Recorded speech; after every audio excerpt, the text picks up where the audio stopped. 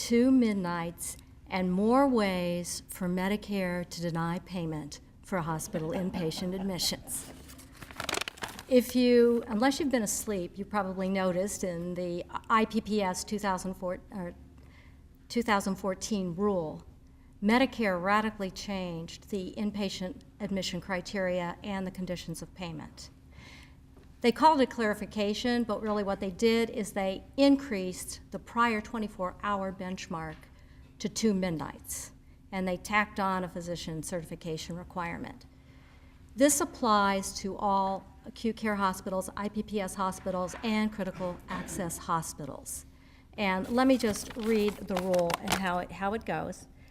An inpatient admission is generally appropriate for payment only when the physician expects the beneficiary, 1, to require hospital-level care, and 2, for that care to span 2 midnights. To add insult to injury, then CMS came back and said, well, we think we're going to pay people more money under this 2-midnight rule for inpatient admissions, so what we're going to do is at the same time we're going to reduce inpatient reimbursements by 0.2%. So AHA has sued CMS, and a number of legislatures in Congress have gone ahead and they're proposing to push back the 2-midnight rule to October 1, 2014.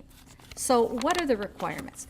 What you have under the 2-midnight rule is a 2-midnight benchmark and a 2-midnight presumption. They are not the same. The benchmark is what the physician uses to decide to admit a patient. It includes time spent in the outpatient area and time spent in the inpatient area. Not time spent in the waiting room, not time in triage. Medical services actually have to start. The presumption is what the auditors use in reviewing claims. It doesn't start until the patient is formally admitted.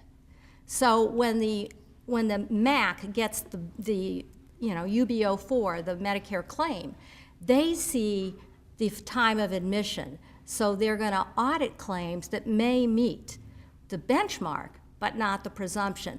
What hospitals need to do is put condition code 72 on your bills, which will tell the auditor that the patient received the outpatient services before they were admitted. Now, the next part of the IPPS rule was the inpatient admission written order and the physician certification. There has to be, for the first time, even though they thought there had to be, there wasn't, and that's why they changed the rule, an inpatient written order by either a physician or a practitioner operating within the scope of their Ohio license and with admitting privileges at the hospital with knowledge of that patient's condition. In addition to the admission order, there has to be a physician certification. That certification has to list the reasons for admissions and that the admission is going to last beyond 2 midnights. That order has to be signed and dated before the patient is discharged. That order must be signed by a physician. So if a practitioner other than a physician admits the patient, a physician has to sign off on that order or on that certification. Now, what happens if you determine that you had a patient in inpatient status, they should have been in outpatient status?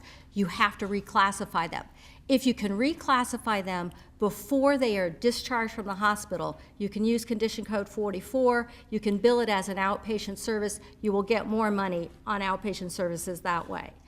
If you do not catch that before they are discharged, then you're going to have to submit 2 bills, an outpatient bill and an inpatient Part B bill, which will knock out a lot of services you would otherwise get paid for. The outpatient bill is for the time before they're formally admitted, the signed physician's order.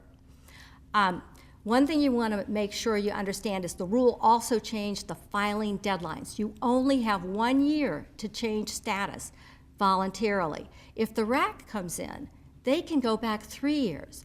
But after that 1-year timely filing period, you will not be able to get anything for that inpatient admission. Everything will be denied. Now, CMS realizing that this was a drastic change gave everybody a grace period. But it's not really a grace period. It's a probe and educate period. So what they're doing is they're doing probe samples between 10 and 25 inpatient admissions. And depending on which category you fall into, it may be, you know, a minor problem, a moderate problem, or a major problem. You know, you could get re-audited for the probe sample, and they could expand the whole audit to 100 to 250 more claims.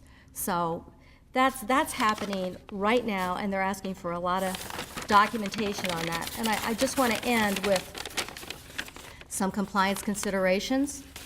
Educate your physicians. They are your partner in this. They make the determination if the patient is going to meet the 2 midnight benchmark. Get them on your team. Document when outpatient services start, because remember, once outpatient services start, that time counts for your 2 midnight benchmark, and you can argue if you meet the benchmark, you meet the standard. Consider crafting an inpatient admission form that helps the physician in the certification. Consider hiring more case managers. And finally, if you think you have a problem, do a self-audit and, you know, disclose and at least get the difference in the outpatient and, you know, services before admission and the inpatient Part B. Because remember, after a year, your ability to get anything is gone.